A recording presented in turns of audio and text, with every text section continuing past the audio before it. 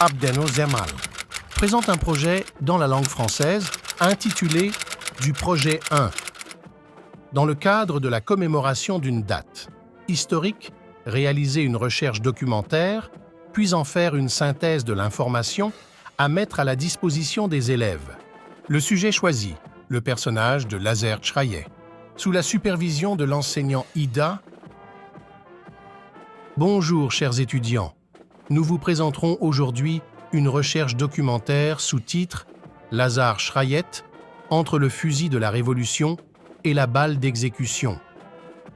Bon visionnage et bonne écoute à tous. Papier et stylo. Notez vos critiques et commentaires. Lazer Chraillet, Namouchi, était né en 1914. Sa date de naissance complète n'a pas été mentionnée dans les sources en raison de l'absence d'acte de naissance à cette époque, à Tazbint. Dans la commune de Bir Mokadam, province de Tébessa, dans une région avec une longue histoire et l'héroïsme de son peuple à travers l'histoire, où il a grandi dans une famille authentique du trône de l'âge d'Our, qui a cultivé en lui, dès son plus jeune âge, l'amour de la patrie et l'attachement à son terroir. Il a fait ses études primaires dans la même région où il est né, et c'est à cette époque qu'il a appris le sens du colonialisme et l'inévitabilité et la nécessité de lui résister et de nettoyer la patrie de l'occupant français. Il fut contraint d'effectuer son service militaire français pendant la période de la Seconde Guerre mondiale à Tébessa et à Oran jusqu'à la fin de cette guerre en 1945. Ensuite, jusqu'en 1948, et étant donné que l'État de Tébessa est une région frontalière entre les deux pays frères, l'Algérie et la Tunisie, le martyr s'est retrouvé en train de pratiquer le commerce d'armes et de tissus entre ces deux pays sont un gros profit.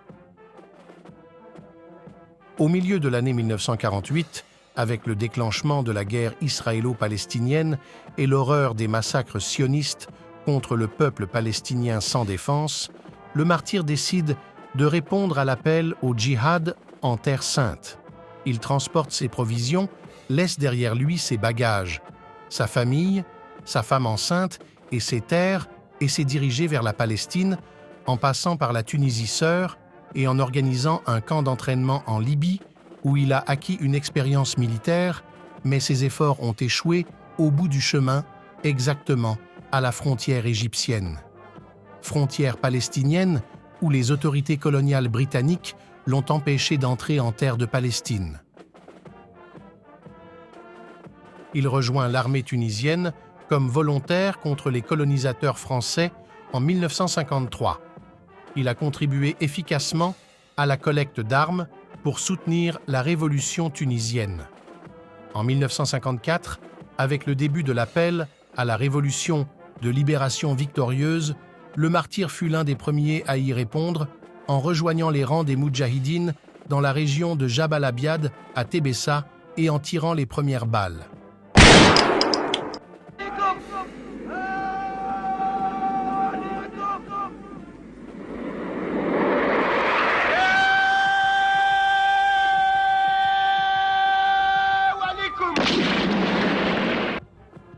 Lazer formait des régiments de 7 à 12 soldats, dont les tâches principales étaient de collecter des fonds pour la révolution de libération. Il fut ensuite nommé responsable de la région s'étendant de la Montagne Blanche à la frontière tunisienne, au cours de laquelle il mena de nombreuses batailles historiques immortelles comme la bataille de Wadi al-Halak et la bataille de Damous al-Mala dans la Montagne Blanche, et la célèbre bataille d'Argo, au cours de laquelle le martyr a réussi à frapper et blesser le boucher d'Algérie, le général français Béjart, avec son fusil. Elle a également fait 160 morts et 200 blessés, 3 avions abattus et 3 voitures ennemies incendiées contre 5 martyrs et 3 blessés pour la seule armée de libération. Peut-être que le tournant dans la vie de Chraillet fut la grande bataille d'Al-Djourf. Cette bataille a été menée par le martyr avec toute sa vaillance et il en est sorti victorieux, accompagné du commandant martyr Shehani Bachir, du commandant martyr Abbas et de nombreux noms. Pour comprendre l'habileté de Lazare, il est nécessaire de comprendre la bataille d'Al-Djourf à travers cette vidéo.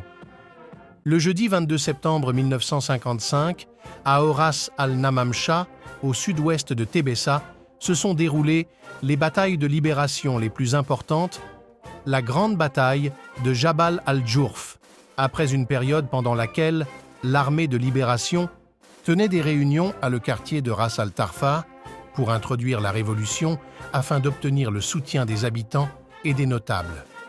Le colonisateur décide de se venger en attaquant la zone qui, dans la matinée du jeudi 22 septembre, a encerclé Jabal al-Djourf avec plus de 40 000 soldats, dont de l'infanterie, de l'artillerie et de l'aviation, faisant pleuvoir des bombes et des missiles sur la zone. De l'autre côté, environ 300 soldats de l'armée de libération étaient armés de la stratégie de sauvetage en montagne, dont les tactiques sont encore aujourd'hui enseignées dans les instituts militaires. Divisant les régiments en groupes, profitant des conditions naturelles et du terrain accidenté, ils ont attiré l'ennemi dans des grottes. Et grottes, politique de délit de fuite, mais les Moudjahidines ont imposé pendant 4 jours leur logique militaire avant de briser le siège qui leur était imposé le 5e jour et de donner à l'ennemi une leçon de résistance dans une bataille majeure. Les colonialistes ont infligé de lourdes pertes, entraînant la mort de 700 soldats et plus de 300 blessés, ainsi que l'abattage d'avions de guerre et causant de graves dommages aux armes et aux équipements militaires, tandis que 120 martyrs sont tombés sur le champ d'honneur après avoir écrit avec l'heure du sang une nouvelle victoire dans l'histoire de l'Algérie. Son opposition à certaines décisions de la conférence du Soumam lui coûta la vie à l'été 1957 aux côtés du martyr Abbas Lagouar. Jusqu'à présent, le sujet de leur martyr reste mystérieux et nécessite des recherches et des témoignages vivants de ceux qui ont vécu cette étape. En commémoration de son nom, des établissements portent son nom, tels que le lycée Lazare Shrayet à Hammamet, le quartier Lazare Shrayet dans la Shraya et un autre quartier à Souk Arras. Bijar dit de la bataille d'Al-Djourf, dont Lazare était le commandant, que c'était les portes de l'enfer, et un général français a déclaré « Nous avons presque mangé la terre ». Chers étudiants, nous sommes sacrifiés et avons tout sacrifié pour hisser le drapeau de l'islam et de la patrie afin que vous puissiez vivre en sécurité. Vous devez travailler dur, apprendre et aimer la patrie pour que le drapeau national flotte haut. Laisse-moi répondre à une question qui te préoccupe. Pourquoi avoir choisi le personnage de Shrayet? Pour son courage et son abnégation pour la patrie, il a quitté sa femme enceinte et a répondu à l'appel au djihad. Pour son habileté et sa ruse dans l'élaboration de stratégies, l'un des moudjahidines célèbres de mon État, et la vérité sur sa mort et ses récits différents. Plan de travail.